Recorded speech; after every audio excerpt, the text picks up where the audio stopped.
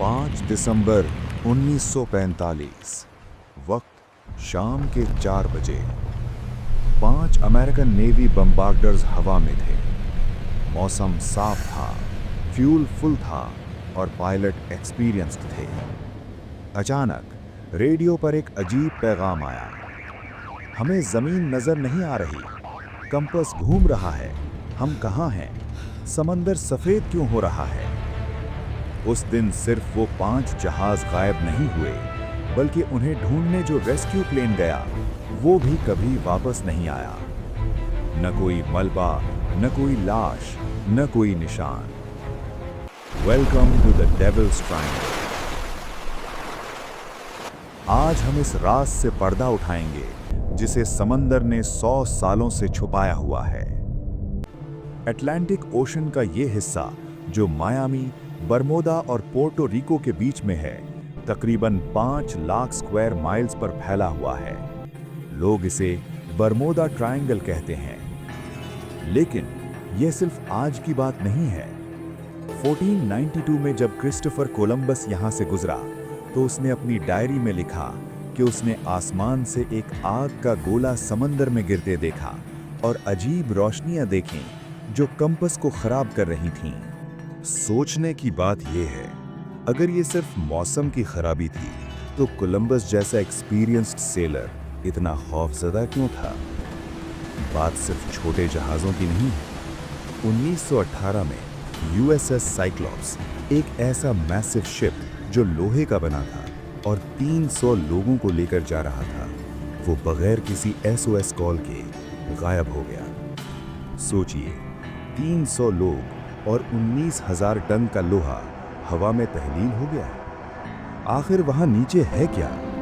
दुनिया भर के कंस्पिरेसी थ्योरिस्ट्स के पास इसके कई जवाब हैं। Lost city of Atlantis.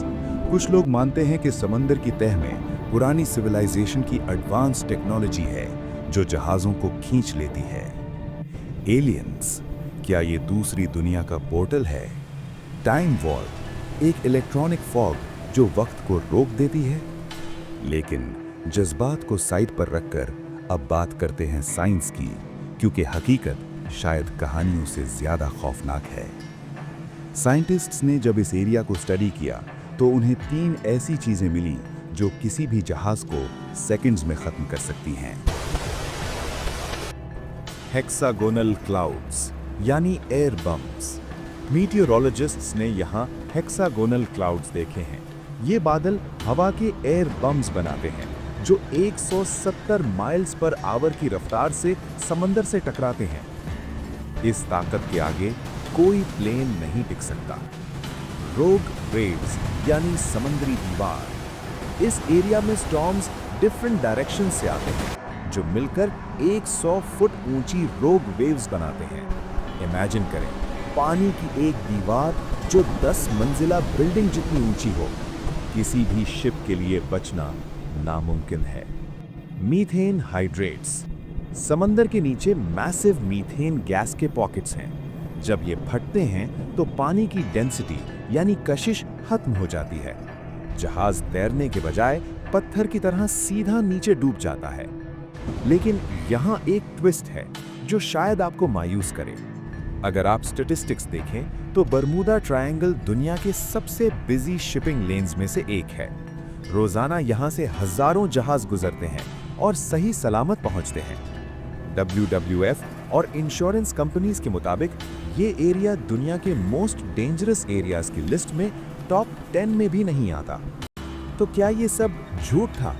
नहीं, हादसे हुए हैं, लेकिन शायद ह्यूमन एरर और अनप्रेडिक्टेबल मौसम को हमने घोस्ट स्टोरीज का नाम दे दिया, क्योंकि इंसान को अनजान यानी अननोन से डर लगता है। बरमूदा ट्रायंगल चाहे एलियंस का घर हो या सिर्फ खराब मौसम का नतीजा, एक बात तय है, समंदर आज भी अपने अंदर ऐसे राज छुपाए बैठा है जहां इंसान की टेक्नोलॉजी और गुरूर दोनों टूट जाते हैं। टाइटैनिक हो या फ्लाइट 19, नेचर हमेशा सुप्रीम रहती है। आपको क्या लगता है, क्या वाकई वहां कोई सुपरनैचुरल ताकत है या ये सिर्फ साइंस है? कमेंट्स में बताएं।